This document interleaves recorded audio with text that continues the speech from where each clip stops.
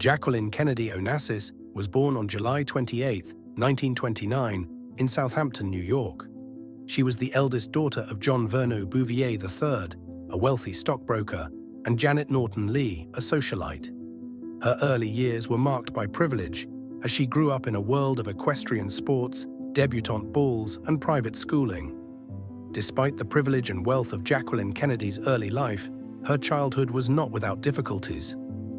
One of the biggest challenges was her parents' troubled marriage and eventual divorce. The pressure to be perfect and feeling lonely were also problems Jackie had. She attended Miss Porter's School in Connecticut, a prestigious boarding school for young women, before enrolling at Vassar College.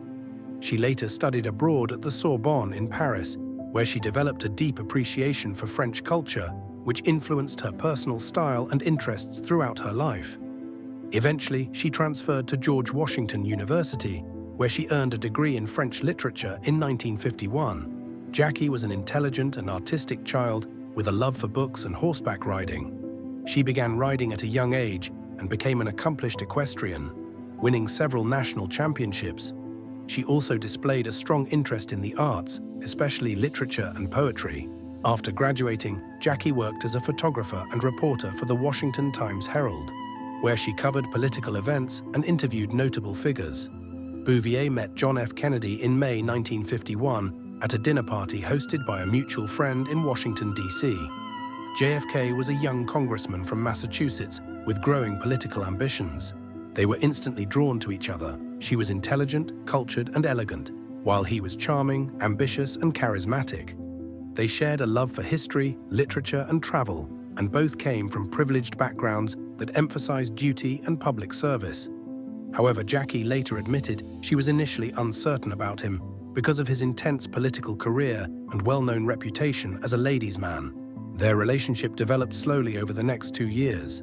JFK was busy with his political career. He was elected to the US Senate in 1952, and Jackie spent time in Europe.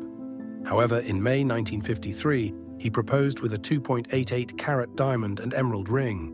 Jackie accepted, although some of her friends and family were concerned about his rumored infidelities and his devotion to politics over personal life. They were married on September 12, 1953, in a grand ceremony in Newport, Rhode Island, attended by over 800 guests. The wedding was considered the social event of the year, covered by the media as a union of two American aristocrats, Jackie, the sophisticated and intelligent debutante, and Jack, the dashing and ambitious politician. Though their marriage appeared glamorous, it was far from perfect. JFK's health issues and infidelities created tensions, but Jackie remained by his side. JFK decided to run for president and was elected as the 35th President of the United States in November 1960. Jacqueline Kennedy, at just 31 years old, became one of the youngest First Ladies in American history. Jackie was passionate about arts, literature, and global culture. She invited world-famous artists, writers, and musicians to the White House and made it a hub of intellectual and artistic exchange. She also made fashion a political statement, becoming a global trendsetter with her elegant and modern style. Fluent in French and Spanish, Jackie played a crucial role in JFK's international diplomacy. She charmed world leaders and was particularly admired during trips to France, India, and Latin America. In fact, when the Kennedys visited France in 1961, President Charles de Gaulle and the French public were so enchanted by her that JFK introduced himself as the man who accompanied Jacqueline Kennedy to Paris. Despite the glamour and influence, Jackie's time as First Lady was not without difficulties. In August 1963, she gave birth to a son, Patrick Bouvier Kennedy, who tragically died 2 days later. This deeply affected her, and she took time away from public life to grieve. Though she rarely spoke about it publicly, Jackie was aware of JFK's affairs, including his alleged involvement with Marilyn Monroe. She coped by focusing on her 2 children and duties as First Lady. The early 1960s were politically tense, and Jackie stood by JFK during the Cuban Missile Crisis. As First Lady, Jackie revolutionized political fashion. She worked with American designer Oleg Cassini, who created over 300 custom outfits for her, ensuring that she always looked impeccable. Her Chanel-inspired suits, tailored coats, and evening gowns defined early 1960s elegance. She understood that fashion was a form of diplomacy, using her wardrobe to impress world leaders and reinforce America's sophistication on the global stage.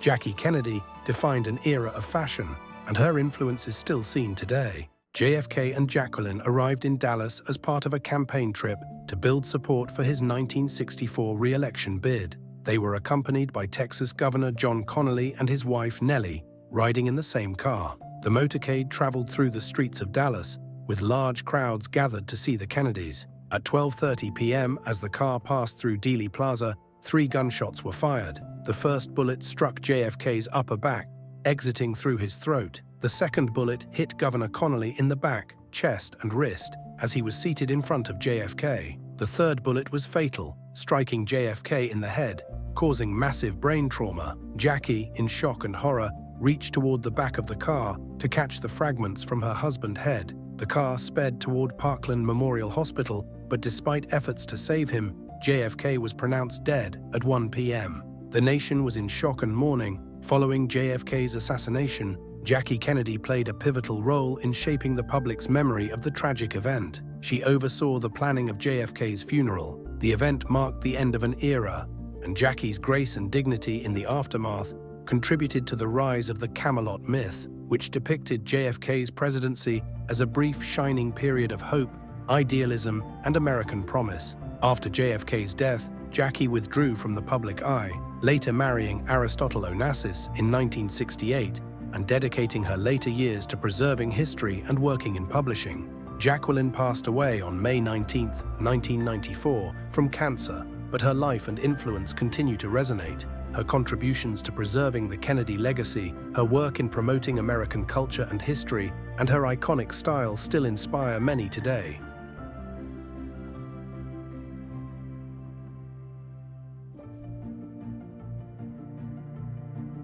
Thanks for watching.